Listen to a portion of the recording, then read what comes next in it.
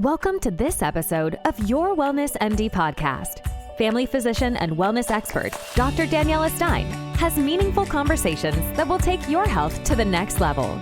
She explores the connection between a healthy body, mind, and soul, and shares tips that will enable you to thrive. Dr. Stein has helped thousands of people have a better quality of life by improving their health with science-based knowledge, education, better nutrition, mindfulness, and lifestyle choices.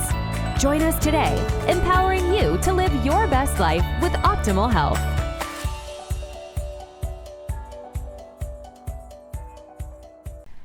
I'm Dr. Daniela Stein and welcome to the Wellness MD Talk Show. I'm so excited to have Dr. Ashley White with me today.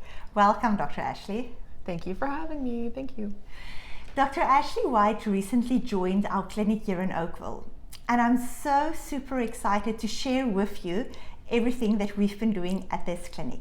So I'm going to start off. Please tell us a bit about yourself. Where are you from? Tell us your story. Great. I'm from Ontario. I grew up in a small town.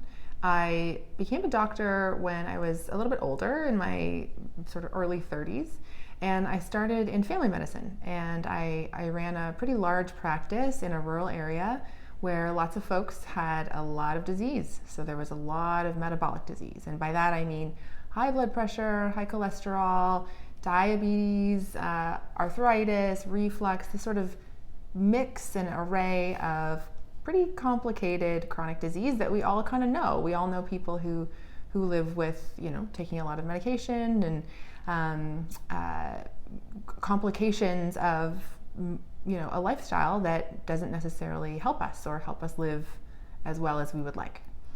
And what I found most often is that my patients would come to me after, 5 years, 10 years of having additional weight on their body, and they would say, I'm starting to not feel very well.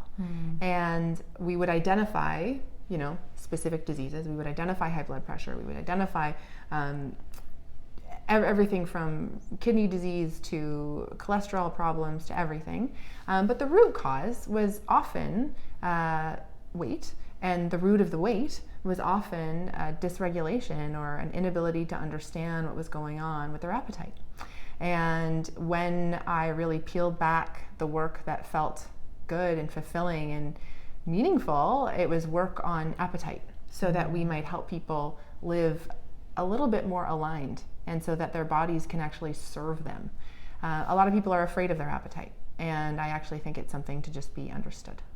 And this is phenomenal. So that is why we asked Dr. White to join our clinic, because we at Wellness MD, we have a wellness clinic and a lifestyle medicine clinic.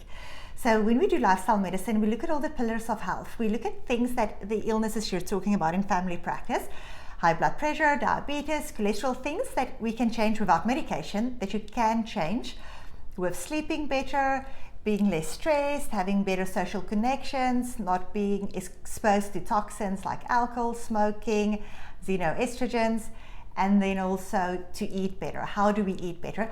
And it gets quite complex. So everyone who I see through the door, I tell them they have to go on this healthy plan. But it's not as easy for everyone.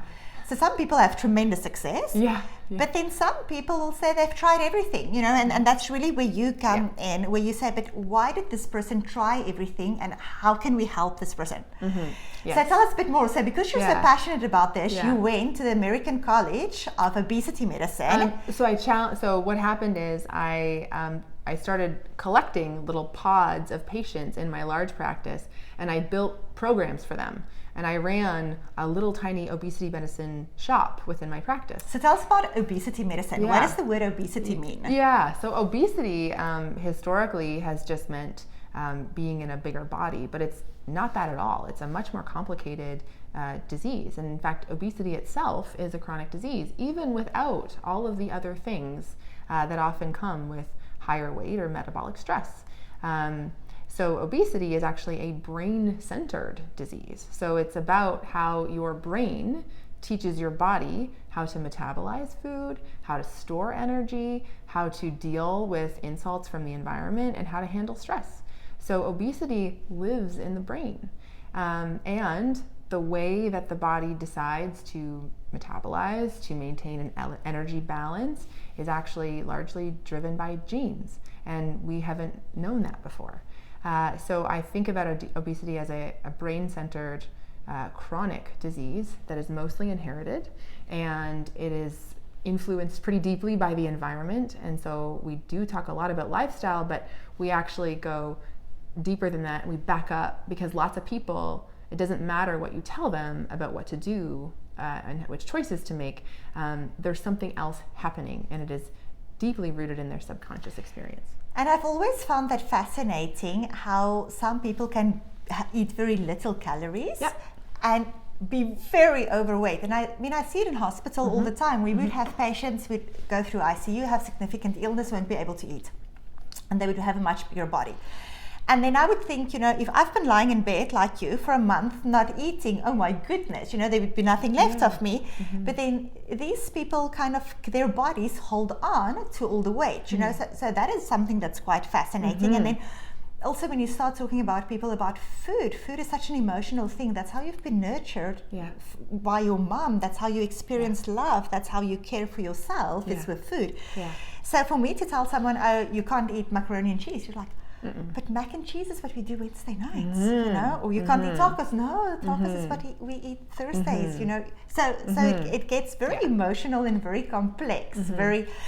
I ask my patients to throw the concept of restraint completely out the door, because restraint has probably caused weight cycling and probably caused metabolic adaptation, which is the phenomenon you're describing when people eat very little and they can maintain a lot of size.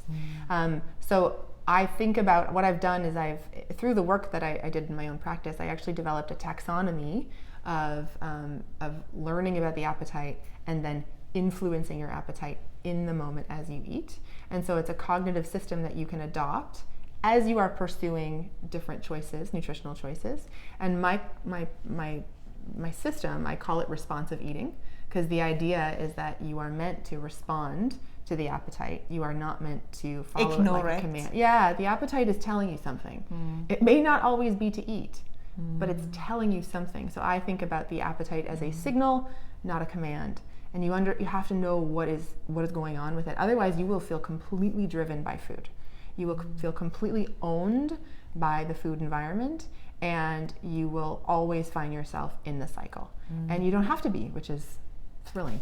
Yes, and it's amazing. And Dr. White has had such incredible success with her clients, to be able to understand why you eat. And that really helps you then when you lose weight to keep the weight loss off, to keep the weight off. Because that is quite important for us, is we want to make a lifestyle change. We don't want to get you on a keto diet, quick fix, look great, and then 3 months later you're back where you were. We don't want to do a meal delivery system or injections or things which many of our audience have been through. That's why we've really been overwhelmed at the clinic for people asking specifically for this, and that's why we have you here, and we're so grateful to have you here.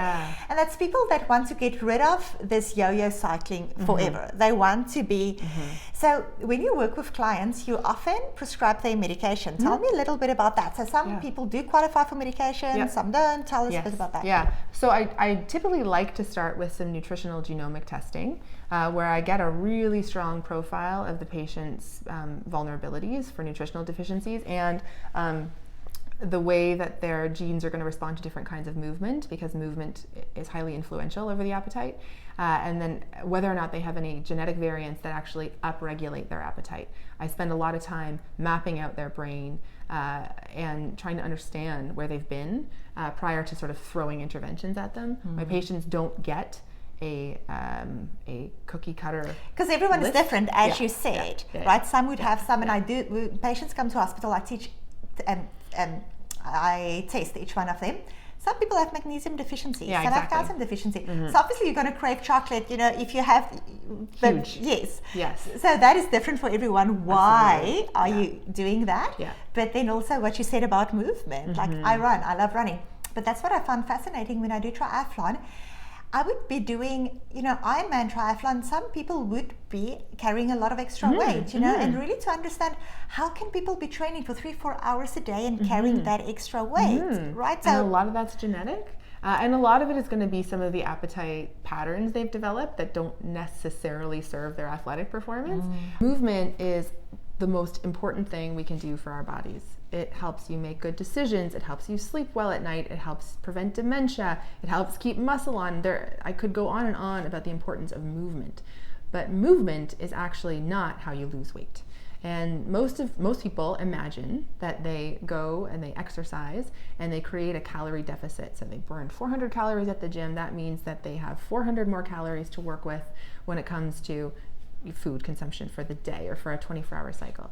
That's not how metabolism works. The brain does not simply keep a bucket of going in and a bucket of going out. The brain actually finely tunes, using many complex hormonal mechanisms, how energy is stored. And so you can have people who are in much larger bodies who move extremely well, who are high performance athletes and excellent. They have wonderful lean muscle mass.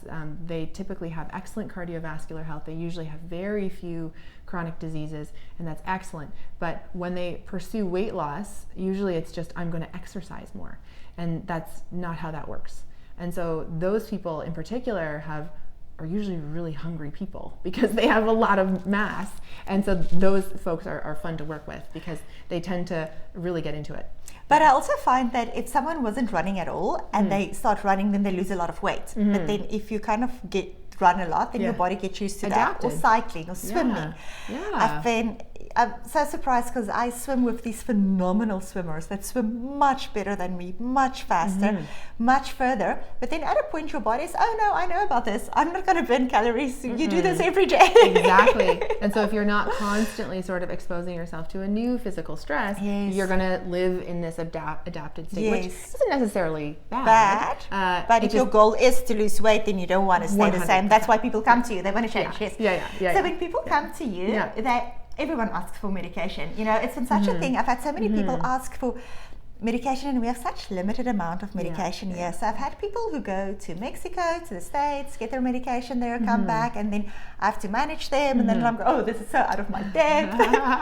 And then even the medication that we have here, we've developed shortages just because it became so popular because it works. It does work. That's why we have shortages now. So tell me a bit about medication. Yeah.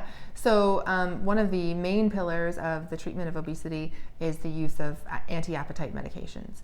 Anti-appetite medications run the gamut. There's lots that are approved in Canada. There's lots that are not approved in Canada. I use a pretty large suite of medications in my practice. Some of them are on label, some of them are off. I really tailor it to the patient, and I do a lot of coaching around the escalation of the dose appropriateness, and also how to manage supply, because there are real challenges to the availability of medication. I have a lot of ways to make sure that my patients have access to the drugs that they need, but I consider anti-appetite medications a core pillar of the work that I do. But if it was so simple as just putting everyone on one of the new drugs and they would magically lose weight, then that would have happened by now, because these drugs have been widely available for a long time. Yeah, so there's a ton of people who are sort of thrown on medications. They have no context for what is happening. They don't have any clue as to why these medications work the way they do, or even essentially that you're influencing your body through hormones. And without the coaching, without the support, without the real understanding of their genetic contribution, the environmental contribution, usually people have some moderate success with a little bit of weight. They have some physical discomfort that I find my patients tend not to have because they're properly coached and resourced. And then they plateau and they wonder why. And so then they go back to their doctor, and their doctor's like, listen, I'm not really sure, because they don't have a specialty. And then they just sort of get stuck and they give up. And then they're back into the diet cycling. And then they say, this stuff is not for me. And that's a big thing. So I remember in family practice 15 years ago, there was this drug indicated for something else, but a very good appetite suppressant. So people would ask me, can they take it? Will I prescribe it for weight loss? And I said no, because I just do things by the book. Then they would go and get it in Mexico, illegal, worked great for their weight. Then I would have other patients on this medication, but they don't know that it's illegally being used for weight loss. They'll be on the medication, still be at their weight, because they don't realize that their appetite is suppressed, because we don't just eat for appetite. We eat for habit, we eat, so it is so complex. And that's why here at Wellness MD, when someone signs up with Dr. White, you don't just give them a prescription and send them off on their way. In fact, I actually won't do that. Yes. That's specifically so that you can get anywhere else. Yeah. When you come here, what we specifically do, and also I know a lot of our viewers are from all over the world, it's quite important that if you are on this medication, to make sure that you speak with a dietitian, with a psychotherapist, get different people in your team to help you. And there's different programs. There's not just one right program. What we found worked best for us and our clients would be at least a 6-month program, so that you can really get to the root cause of your appetite, understand the psychology behind it, understand eating patterns, really learn about nutrition. It's not just that 400 calories in and out, but it is really, what are you doing to nourish your body? Whatever you put in your mouth, is it building you or is it breaking you down? Because 400 calories in candy is not the same as 400 calories in veggies. There's different nutrition, and it builds you different. And I think on that note, what I think is really important is that I completely abandon the concept of good and bad foods in the work that we do. There is no good food, there is no bad food. Food is food. Your brain doesn't understand the moral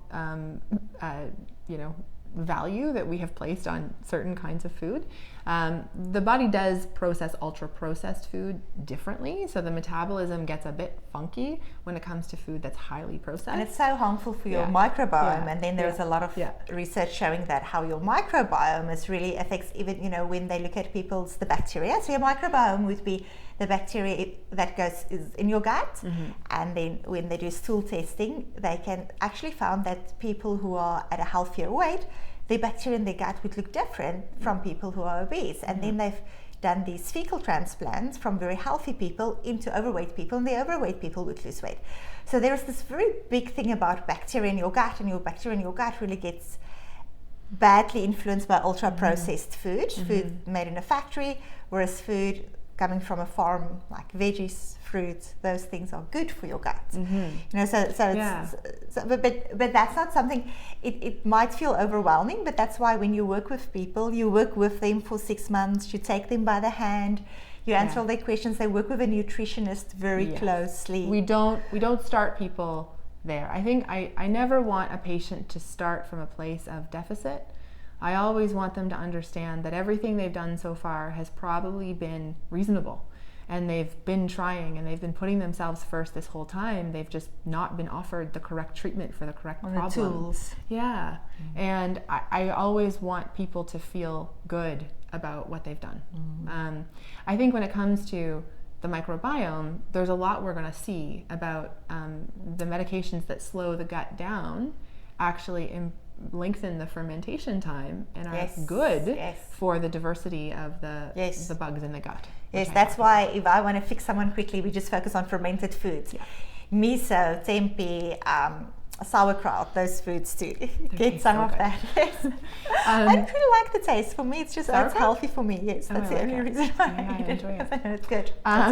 So when people work with me, they actually work with my team. And I have the great privilege of working with a holistic nutritionist and health coach who is as oriented towards the brain first approach as I am, and who is really skilled in therapeutic food planning and in selection of appropriate supplementation and complementing the work that I do. We're both using the responsive eating system, we're both using appetite literacy as the basis for the transformation, and we are both dedicated to people achieving outcomes that are far more sustainable than just the loss of 15 or 20 pounds, because the 15 or 20 pounds is going to be small in comparison to the kinds of changes that folks should see when they work with us. So that's a big thing. So the changes is phenomenal. So tell us a little bit more about like your typical client. So, I've been so surprised to see that. So people who come through our door would be people that are so high functioning, like CEO of a big bank, these big companies. And they're so high functioning, and then I would almost think someone who is in such a big political position, would maybe have control of everything, because you're controlling thousands of people's lives, and you're controlling the government's finances, and you're controlling. Why is it that that person just can't control the weight? What? I think it's this concept of control. Most of our appetite operates deep to our conscious awareness. And so these are folks who are used to relying on their executive function. They're used to relying on their frontal cortex to make decisions, and they do so very effectively. But you actually can't exhibit or you can't leverage control over your appetite and your food intake the way that you do over anything else. You actually have to see it and listen to it and create some space for it. And then you can start to influence it. And you influence it with a lot of the work that you do, which is around sleep and hormones and, speaking. When you're in conflict or when you're having sort of an inner tension, you have to say it out loud. And that can really release the appetite. So the world that we are in, particularly if you're very high functioning and you have you have to be accountable to a lot of different people, the appetite exists in a state of constant fight or flight. And that is why you eat in a way that does not serve you and actually doesn't even match how you live the rest of your life, which is why people get so distressed about it, because they're like, this is not me, this is not who I am, because they're treating their appetite like any other project, and it's not. Yes. And that's like you said, it's not just the calorie in and out. No. It's bigger than that. Calories in, calories out does matter, but it's not just that. And what people often tell me is they say that on the inside, they'll say, I look to you different on the outside. On the inside, I'm like this strong athlete, or on the inside, I'm actually a skinny person, but I look different on the outside than on the inside. And I want people to know that I have lived this, right? So tell us about your journey. Yeah, so I grew up as an athlete, and I grew up in a body that changed a lot over time. And when I was on the thinner side, people would be able to make all sorts of assumptions about my sports performance that were invalid. And then in a bigger body, I didn't ever range like too extremely in either direction, but in a bigger body, people would make assumptions about my athletic that you're maybe not as good athlete. Exactly. But when you look like an athlete. Exactly. Or even sometimes they would say things like, I got the impression that they thought I maybe wasn't as good of a doctor at a bigger size. And I thought, well, that's irrelevant. But it's not, because we actually carry a lot of bias into our lives. All of us do, yes. And that's quite a big thing. That's teaching that we get when we work with clients, is how to let go of our own bias. And that is so important, that if you, wherever you are, if you feel judged by your doctor, then just go and get another healthcare professional where you're more comfortable, where you don't, because not every healthcare professional have gone through training to understand their own bias, and only once they understand their own bias, we can be less biased towards our clients or patients in front of us. It's a journey. It's a whole journey, right? And if you have to think about managing kidneys, liver function, all those things, now to be managing like the biases. It's hard. Not everyone has had training on the whole spectrum. So if you're on this journey and your doctor has discouraged you, go and get the next person. Go and find someone who's with you on your team, who's in your court. It's so helpful, and you're going to be happy the rest of your life if you implement small changes now.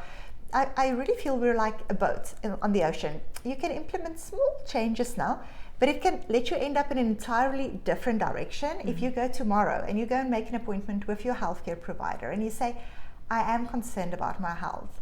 What can we do? I am concerned about my weight. What can we do? It might just be the first step in a different direction, which might down the line decrease your risk for diabetes, high cholesterol. There are so many cancers that are really driven by 22. weight. That's significant. Cancer that can be avoided by being at a healthier weight. Knee replacement, hip replacements, we see these things all the time, and it's quite devastating. But we're not saying you have to do it alone. We want you to get help. We want to provide tools, and we will really make sure that over the course of the next couple of months, that we'll put social media clips, YouTube videos, things that you can just implement in your life to help you on your journey, because that's our goal for you. We want you to be stronger, healthier. We want you to look back 50 years and say, oh, you watched that video with Dr. White and Dr. Stein, and it was a game changer, and you lived longer, so we really want that for you. So make sure you get someone on your team. And you lived with more freedom. You could just let that part go and realize, okay, another hill I've climbed. Yeah. Yeah. Thank you No problem. for spending time with me. It's a pleasure to work with you. Thanks for joining our team. I'm really excited. You're making people's lives better, and I'm very happy about that. Thanks for watching. Send us in the comments below what you would like to learn about next, what you're interested in about with your weight, your journey. Share your journey with us. You can email us at info@wellnessmdhealth.com. Till next time, take care. Thank you for listening to this episode today by medical doctor Daniela Stein. Follow us on social media and subscribe to our newsletter at www.wellnessmdhealth.com to stay up to date on educational resources that will take your quality of life to the next level. The content of this podcast is not intended to be a substitute for professional medical advice, diagnosis, or treatment. Always seek the advice of your healthcare provider. Never disregard medical advice or delay in seeking it because of something you have heard on this podcast. Remember, you are created to thrive.